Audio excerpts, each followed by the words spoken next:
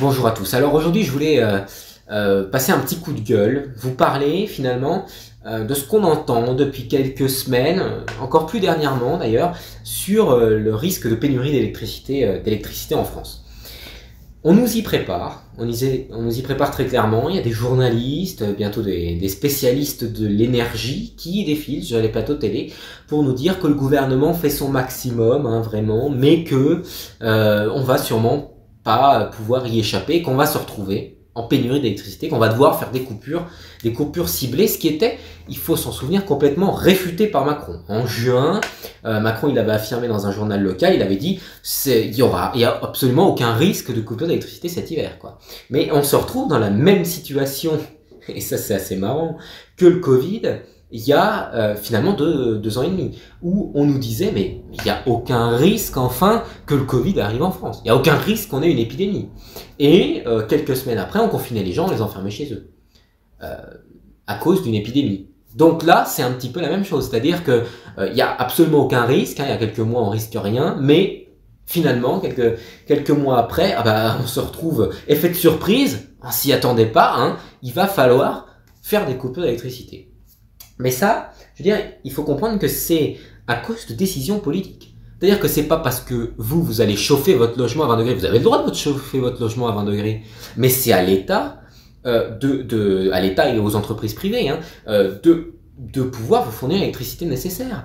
Et c'est le choix. Si aujourd'hui on se retrouve dans cette situation, c'est le résultat de choix politiques. C'est-à-dire que les centrales nucléaires, Emmanuel Macron avait annoncé la couleur, hein, dès 2017, c'était on veut fermer les centrales nucléaires, on veut finalement en supprimer, on n'en construit plus, c'est fini le nucléaire, renouvelable.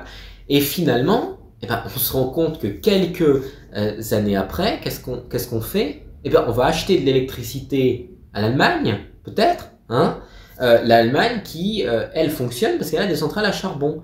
Ah, c'était marrant parce qu'il y a quelques temps, on disait l'Allemagne, oh là là, regardez, tout est vieillot, regardez ces vieilles centrales, ça pollue, etc.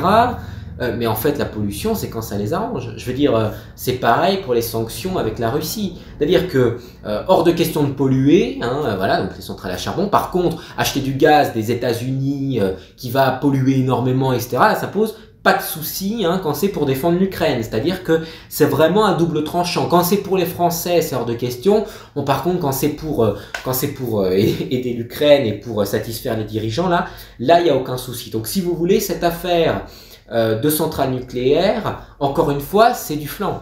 C'est-à-dire que le gouvernement a pris des mauvaises décisions, mais délibérément. Et aujourd'hui, c'est le peuple français qui en pâtit parce que ces coupures d'électricité qui risquent d'advenir, normalement, elles ne pourraient advenir, selon moi, c'est ma logique du moins, qu'en cas de crise. Or, le régime de crise, on remarque que le gouvernement l'utilise beaucoup. C'est-à-dire que pendant le Covid, la crise sanitaire lui a permis de pouvoir prendre un certain nombre de décisions, notamment de nous enfermer chez nous. Et donc, ce régime de crise permet au gouvernement d'avoir un petit peu plus de pouvoir et de bafouer encore davantage, hein, parce que elle n'est pas assez bafouée comme ça, le pouvoir de l'Assemblée nationale. C'est-à-dire que déjà en ce moment, 49.3, etc., alors on n'imagine pas si on est en régime de crise, là c'est tous les droits au gouvernement, l'Assemblée n'existe plus. Hein. L'Assemblée n'existe plus. Donc, si vous voulez, maintenant, finalement, le gouvernement va pouvoir, avec ce régime de crise, tout simplement nous priver d'électricité parce que il pourra, grâce à ça, nous décider de créneaux horaires. Mais en fait, on se rend compte que c'est complètement aberrant parce que on a un contrat d'électricité qui nous assure normalement la fourniture d'électricité en continu. Bon, donc on ne peut pas comme ça changer les termes d'un contrat en cours de route. Sinon, ça se fait au préjudice du consommateur. Et donc, finalement, grâce à ce régime de crise, on change les règles du jeu. Et c'est encore une fois les Français qui en pâtissent. C'est-à-dire que pourtant, lorsqu'on a des coupures d'électricité, alors là, en dehors de cet hiver, mais là, quand il y a des longues coupures d'électricité, tout comme un train arrive en retard à la SNCF, on peut obtenir des indemnités parce que le service n'est pas assuré correctement. Je veux dire, le train arrive en retard, bon bah, j'ai acheté un billet, bah, mon billet prévoit qu'il arrive à l'heure là. Donc, il doit arriver à l'heure là, sinon, il y a un préjudice. Et c'est exactement la même chose par rapport à la crise énergétique. C'est-à-dire que normalement, on nous assure pas la fourniture d'électricité. Je ne vois pas pourquoi est-ce qu'on n'aurait pas des indemnités. Voilà, ça c'est une première chose. Et par rapport à cette crise de l'énergie, il y a aussi un deuxième aspect qui est que non seulement on va manquer d'électricité, mais surtout qu'on nous prévoit, et que c'est déjà en train de se passer, une augmentation exponentielle des coûts de l'énergie. Alors ça a commencé avec l'augmentation des coûts de l'essence, des coûts du gasoil, du fuel, etc. Bon bah voilà, là c'était de la faute de la guerre en Ukraine. Hein. Et puis maintenant c'est le bois. Alors le bois on sait pas trop pourquoi il augmente non plus. Hein. Il augmente cette année, on ne sait pas pourquoi. Alors que la hausse des prix de l'essence, ça s'est passé cette année. Le bois il a été coupé, séché depuis 2 ans. Donc en fait, si on avait besoin d'essence pour les tronçonneuses, etc., pour abattre les arbres, c'était il y a 2 ans. Donc en fait, les prix n'avaient pas augmenté. Donc c'est simplement du prévisionnel et de la spéculation par rapport au prix du bois qui augmente. Ensuite, les granulés, bon bah voilà, ça on en a beaucoup entendu parler aussi, mais c'est pareil. Et donc on nous prépare une augmentation exponentielle des prix de l'énergie. Or, ce qu'il faut comprendre, c'est que le gouvernement cherche par tous les moyens à nous assouvir d'une certaine manière et à nous asservir, voilà. Et à ce que l'on ne puisse plus, avec son salaire, vivre dignement. C'est-à-dire que si on ne fait pas appel au gouvernement, si on ne fait pas confiance au gouvernement, on ne peut pas vivre dignement. Je vais m'expliquer. C'est-à-dire que aujourd'hui, il y a beaucoup de Français qui ont besoin du chèque énergie. Il y a plein de primes hein, maintenant qui sont mises en place. Chèque pour le bois, le chèque énergie, le chèque, je sais plus si le chèque alimentaire, enfin bref, il y a tout un tas de dispositifs qui sont mis en place par le gouvernement pour permettre aux gens de vivre. C'est-à-dire que les gens ont un salaire, mais les prix sont tellement hauts qu'il faut des chèques pour leur permettre de vivre.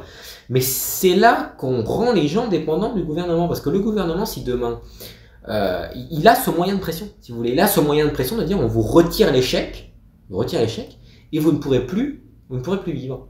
Et c'est comme ça que ça marche, parce que c'est quelqu'un qui a un bon salaire et qui arrive à payer tout ce qu'il peut payer, et bien finalement le gouvernement n'a pas vraiment de moyen de pression sur lui. C'est-à-dire que le gouvernement a peu de pouvoir, alors qu'aujourd'hui quand les gens ne peuvent plus se nourrir, plus se chauffer, plus se déplacer, eh bien on se retourne vers la seule autorité compétente finalement qui est le gouvernement. Et c'est encore une fois un moyen, voilà, d'asservir les gens, et on nous y prépare petit à petit. Crise énergétique, voilà, après la crise Covid. Et ça, je pense qu'il y a beaucoup de gens qui n'en ont pas encore conscience, en fait. Qui croient que le gouvernement, là, se retrouve dans l'impasse et doit absolument faire tout ce qu'il peut pour nous permettre d'avoir de l'électricité cet hiver. Mais en fait, c'est tout simplement des choix qui ont été faits et c'est délibéré. Voilà, faut bien se dire que c'est délibéré et qu'on n'est pas dans une impasse et que réellement, si on en est là aujourd'hui, c'est parce qu'il y a des puissants à qui ça profite et parce qu'on est dans un pays développé, hein. Faut pas l'oublier, je veux dire, on n'est pas non plus, en Afrique on arrive à faire de l'électricité en mettant du gasoil dans des groupes électrogènes, parce qu'on a du gasoil à flot, et eux ils ont de l'électricité. Alors pourquoi est-ce que nous en France, c'est quand même aberrant, qu'on n'arrive plus à avoir de l'électricité? Donc voilà, c'est vraiment des choix, des décisions de nos dirigeants. Je voulais faire ce petit coup de gueule pour vous faire part de ça et de vous dire mais finalement ne vous laissez pas embobiner par tous les médias qui vont dire voilà le gouvernement fait son maximum, on va tous se serrer la ceinture, etc. On se souvient, mais je fais beaucoup de parallèles, mais on s'en souvient pendant le Covid quand nous faites votre maximum, masquez-vous, on sait c'est pas facile, mais masquez-vous. Et que à l'Élysée, on organisait des grandes fêtes et des dîners où on n'était pas masqué, où simplement une petite personne était masquée, mais où là, les dirigeants, Macron, et Véran, etc., n'étaient pas masqués, n'en avaient rien à faire. Donc c'est à double mesure, c'est-à-dire qu'en fait, on vous fait croire que vous avez un rôle décisif. Oui, vous avez un rôle décisif, mais c'est si vous allez dans la rue. Et si demain, vous allez dans la rue et que vous allez protester contre tout ce qui se passe en ce moment, qu'on arrive à recréer un mouvement des Gilets jaunes, et ben à ce moment-là, je pense que on aura un rôle à jouer. Maintenant, c'est pas en baissant le chauffage d'1 degré qu'on va se dire ça y est, je sauve mon pays. Regardez, je fais un acte un super acte, je vais permettre qu'on n'ait pas de coupure d'électricité, ça c'est du pipeau. Il faut vraiment se rendre compte que on vous culpabilise et qu'il ne faut absolument pas croire ça. Voilà. En tout cas, soyez quand même libre de débattre dans les commentaires. Moi, je vous ai donné mon point de vue, hein, ça n'engage bien entendu que moi, mais n'hésitez pas à me faire part de ce que vous en pensez et n'hésitez pas surtout à relayer cette vidéo pour essayer de faire comprendre finalement à ceux qui ne sont pas encore éveillés par rapport à ça, qui croient encore que le gouvernement fait son maximum pour aider les Français. N'hésitez pas à la relayer et à faire partager à ceux qui commencent à se poser des questions. Voilà. Et n'hésitez pas à enrichir cette vidéo dans les commentaires. Je vous remercie en tout cas, c'était vraiment un petit message que je voulais faire passer. Une vidéo pas trop préparée, pas comme d'habitude, mais voilà. Je vous remercie de l'avoir regardé en tout cas. J'espère que c'était pas trop confus et je vous dis à très bientôt sur Studio PM France.